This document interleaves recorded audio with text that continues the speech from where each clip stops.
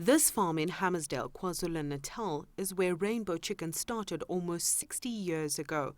Since then, the company has grown into an iconic brand and one of South Africa's largest poultry producers.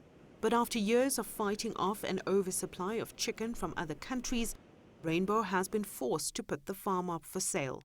This decision that we made, we took about a year ago, and we put a huge amount of work into reducing the size of our business. It's not something that happens overnight. Rainbow cut its production from over 5 million birds a week to around 3.8 million. The company will now focus on producing value-added products and not frozen portions as it struggles to compete with cheaper bone-in portions from Brazil, the EU and US. The amount of imported leg quarters that the rest of the world doesn't consume has increased from 7 years ago, 3,000 tonnes a month, to 25 to 30,000 tonnes a month now.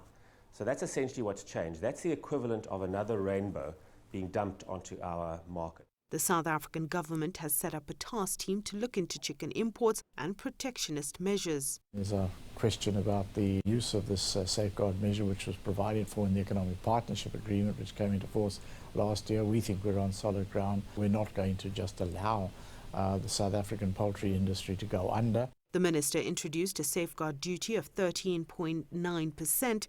Local producers want this to be raised to 37%. Total poultry imports into South Africa last year amounted to almost 58,000 tonnes. This will increase in 2017 once US chicken imports are added. South Africa agreed to accept US chicken portions in order to save its place under AGOA. But quite often we find that the markets of countries that are selling us brown meat bone-in portions are also closed to us on usually sanitary and phytosanitary grounds. The industry has lost almost 5,000 jobs since last year, and another 10,000 jobs are at risk. Everybody's worried, and I am also worried about my future in the company because at this present moment nobody knows exactly what's going to happen.